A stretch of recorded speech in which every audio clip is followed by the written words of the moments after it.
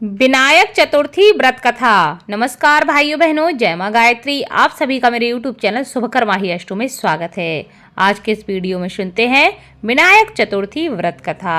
आप सभी से विनम्र निवेदन है, अगर आप मेरे चैनल पर पहली बार आए हैं तो प्लीज़ वीडियो को लाइक, चैनल को सब्सक्राइब और वीडियो को ज़्यादा से ज़्यादा शेयर अवश्य करें, ताकि आपके साथ साथ आपके अपने भी इस कथा का लाभ ले सकें और भगवान गणेश की कृपा आपके साथ आपके घर परिवार पर हमेशा बनी रहे। विनायक चतुर्थी को वरद चतुर्थी, संकष्टी चतुर्थी, गणेश चतुर्थी कई अलग अलग नामों से जाना जाता है। इस व्रत को भगवान गणेश की कृपा प्राप्ति के लिए मनुष्य को रखना चाहिए। माना जाता है कि जो भी मनुष्य इस व्रत को करते हैं उनके जीवन के संकट, उनके जीवन की विघ्न बाधाएं अपने आप ही समाप्त हो जाते हैं और सभी प्रकार की मनोकामनाएं पूरी होती हैं। इस व्रत को संकष्टी गणेश चतुर्थी के नाम से भी जाना जाता है। यह महीने में 2 बार पड़ता है। इसे कई जगह वरद चतुर्थी भी कहते हैं तो कहीं संकष्टी गणेश चतुर्थी या विनायक चतुर्थी भी कहते हैं। इस व्रत के अलग अलग नाम हैं। जो शुक्ल पक्ष में चतुर्थी पड़ती है उसको विनायक चतुर्थी कहते हैं। जो कृष्ण पक्ष में चतुर्थी पड़ती है उसको संकष्टी गणेश चतुर्थी के नाम से जाना जाता है। एक समय की बात है, एक बार भगवान शिव और माता पार्वती नर्मदा नदी के किनारे बैठे हुए थे। तभी माता पार्वती ने कहा कि क्यों ना चौपड़ खेला जाए।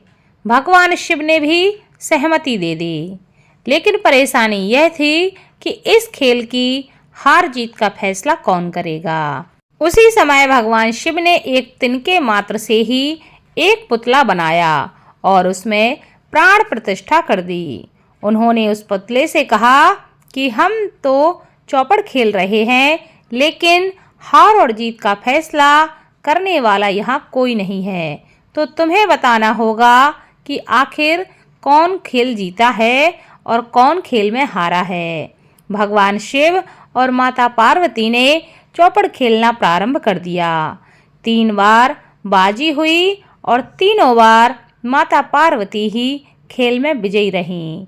लेकिन जब उससे पूछा गया कि कौन जीता है तो उसने महादेव का नाम ले लिया।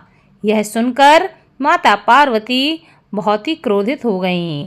उन्होंने उस बच्चे को लंगड़ा होने का और कीचड़ में पड़े रहने का श्राप दे दिया।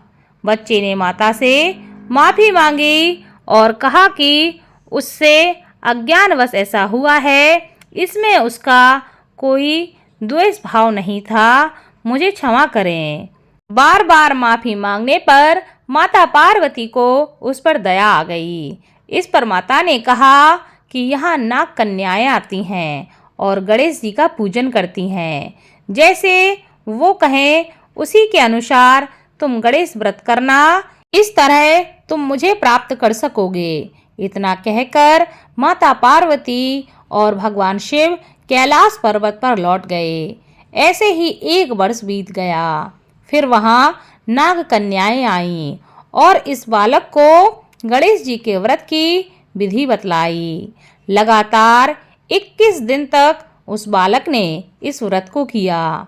उसकी श्रद्धा देखकर भगवान गणेश प्रसन्न हो गए। गणेश जी ने बालक से कहा कि मांगो, जो भी तुम्हारी इच्छा हो मैं तुम्हें वरदान दूंगा। तब बच्चे ने कहा कि उसे इतनी शक्ति दें कि वो अपने पैरों पर चल सके और कैलाश पर्वत पर अपने माता पिता के पास जा सके। उस बालक को वरदान देकर भगवान गणेश वहां से अंतर ध्यान हो गए। वरदान पाकर बच्चा कैलाश पर्वत पर जा पहुंचा। यहाँ उसने पूरी कथा भगवान शिव को सुनाई, लेकिन वहाँ माता पार्वती नहीं थी। चौपड़ वाले दिन से माता पार्वती भगवान शिव से विमुख होकर चली गई थीं। ऐसे में उन्हें वापस लाने के लिए बच्चे के कहे अनुसार 21 दिनों तक भगवान श्री गणेश का व्रत किया। इसके प्रभाव से माता पार्वती के मन से भगवान शिव के लिए नाराजगी समाप्त हो गई।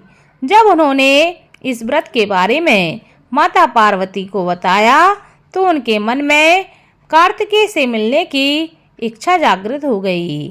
फिर माता पार्वती ने भी 21 दिन तक भगवान गणेश का यह व्रत किया और व्रत पूरा होने पर कार्तिकेय जी स्वयं अपनी माता से मिलने के लिए वहां पर आए।